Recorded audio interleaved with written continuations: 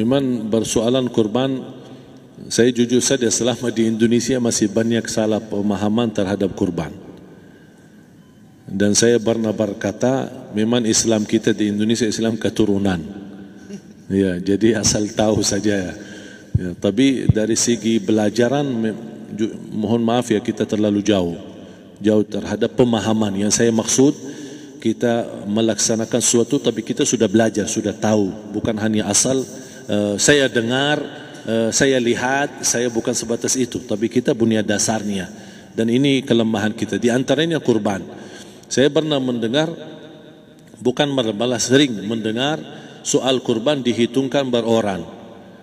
Jadi keluarga suami istri sama 5 anak berarti jumlah 7, wajib sapi. Kalau kurang daripada itu, atau misal suami istri tidak mampu, boleh ini tahun kurban kambing atas nama suami, tahun depan atas nama istrinya. Ini hal keliru sebenarnya. Yang dihitungkan soal kurban beda sama akikah dan beda sama zakat fitrah. Zakat fitrah sama akikah terhitung beroran. Akikah laki-laki 2 kambing, perempuan 1. Kalau tidak mampu boleh. Kalau ada kembar laki sama perempuan berarti 3 kambing. Tapi kalau tidak mampu boleh 1 kambing, tidak masalah. Dan tidak ada istilah sekarang saya kurban tapi nanti sisanya seolah-olah ada hutang sama Allah. Sesuai kemampuan kita. Di antaranya kurban. Kurban hitungannya berkeluarga, bukan berorang. Buktinya Rasulullah SAW dan juga cerita Nabi Ibrahim. Ketika Nabi Ibrahim mau sembelih Nabi Ismail, Allah turunkan apa? Mengganti sembelihan Nabi Ismail dengan ekor kambing dari surga. Berapa ekor kambing? 1. Padahal Nabi Ibrahim punya istri 2 dan anak. Ada istri Siti Hajar dan Sarah. Kemudian anaknya Ismail dan Ishak. Berarti semuanya berapa? 5. Kenapa Allah tidak turunkan 5 ekor kambing? Karena hitungannya memang 1 keluarga. Yang kedua, Rasul sendiri sembelih 2 kambing. Pertama, Bismillah atas nama Muhammad dan keluarga Nabi Muhammad. Padahal kita tahu keluarga Nabi Muhammad SAW termasuk keluarga besar. 11 istri, belum lagi anaknya, laki-laki sama perempuan. Ada yang hidup maupun sudah mati. Sudah termasuk semua. Yang hidup maupun mati. Yang kedua, Rasul sembelihan yang kedua atas namaku dan umatku. Umatnya berapa miliar? Cuma 1 ekor kambing. Kenapa Rasulullah SAW berkurban atas nama dirinya dan umatnya? Saya mengambil salah satu di sini tanda sayangnya Rasul kepada umatnya. Jadi saya selalu berkata, orang miskin yang tidak mampu berkurban seharusnya bangga di hari kurban, karena Rasul sudah kurbankan duluan atas nama dia. Jadi terima kasih ya Rasulullah, ingatkan kita. Yang kita tidak mampu, Rasul sudah. Bahkan kalau Rasul sudah kurban atas nama umatnya yang tidak mampu, berarti sudah terkabul. Kita aja belum tahu kabul atau tidak kalau kita berkurban. Tapi kalau Rasul sudah terjamin makbul. Oleh sebab itu hitungan kurban itu adalah 1 keluarga. Misal bapa punya istri, punya anak. Itu kalau mampu sapi silahkan. Mampu 1000 sapi silahkan.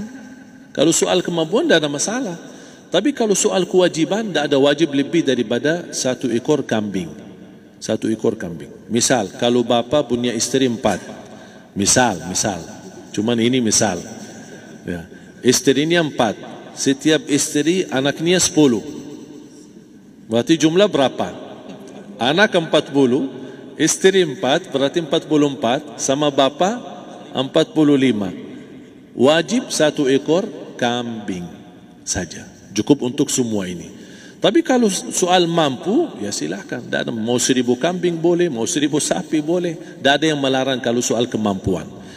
Dan kalau kita mau sembelih, Bismillah atas namaku dan keluarga. Tidak perlu bawa data-data nama keluarga.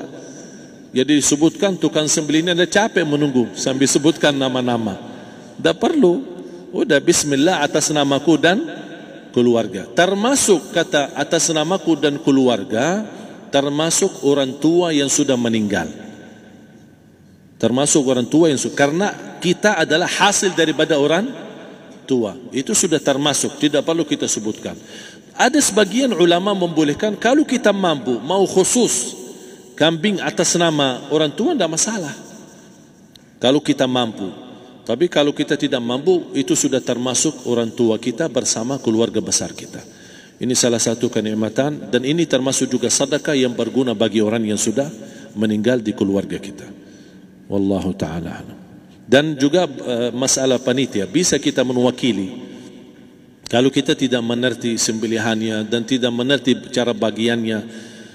Tapi ada satu sunnah yang termasuk kehilangan sunnah ini, adalah banyak yang tidak mau makan dari hasil kurban. Padahal itu sunnah Rasul. Dari akikah boleh makan, dari kurban pun boleh makan. Bahkan sunnah SAW dibagi 3. Sepertiga pertama dihadiahkan. Maksudnya kata dihadiahkan kepada orang kaya. Misal tetangga saya tapi orang kaya, dia bukan miskin, tapi boleh saling hadiah. Karena inti daripada hadiah silaturrahim. Ada keluarga kita termasuk mampu, tapi saya kasih, ini alhamdulillah saya sembelih sapi. Barangkali dia tidak mampu, cuma sembelih kambing. Udah, kita dapat daging kambing, dia dapat daging sapi. Tapi dengan niat hadiah, bukan sedekah, karena dia bukan orang miskin yang menerima sedekah.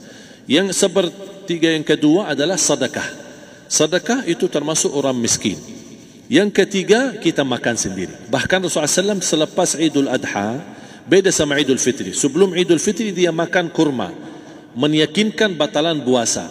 Tapi kalau Idul Adha tidak makan dan minum sebelum salat, kenapa? Bukan tak berarti tidak boleh. Tapi Rasulullah SAW ingin pertama pembukaannya, buka sarapannya atau makan di pagi harinya selepas Idul Adha adalah dari hasil sembelihan kambing itu atau dari kurban. Jadi kita sebagian sedikit. Tapi kalau kita merasa alhamdulillah rezeki saya banyak di rumah, alhamdulillah banyak ada makanan, mau sedekahin semuanya, semua mau sedekahin, tidak masalah. Tapi yang saya maksud, kenapa tidak kita sekali-kali hidupkan sunnah Rasul?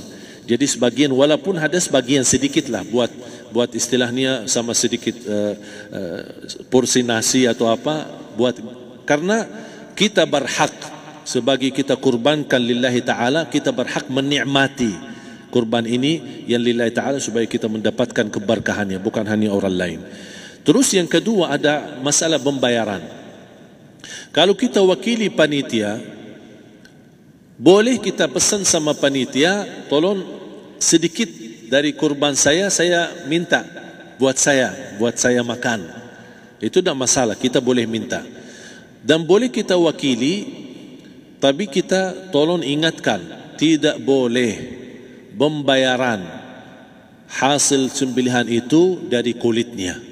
Ini menjadi salah satu persoalan di Indonesia. Banyak tukang sembelih datang, ketika kita tawarkan untuk sembelih ini, berapa Pak? Oh tidak apa-apa, kasih aja kulitnya sama kepalanya. Jangan Anda setuju, jangan Anda terima. Oh maaf, saya tidak bisa. Bapak berapa ongkos sembelihannya? Kita harus sepakat dulu. Tidak, saya ikhlas, tidak apa-apa, seikhlasnya. Tapi yang penting kepalanya sama kulitnya. Itu aja yang saya minta, yang lain tidak apa-apa. Tidak boleh. Tidak boleh. Kenapa? Karena ini kurban. Kata kurban berarti lillahi ta'ala, bukan untuk jual beli.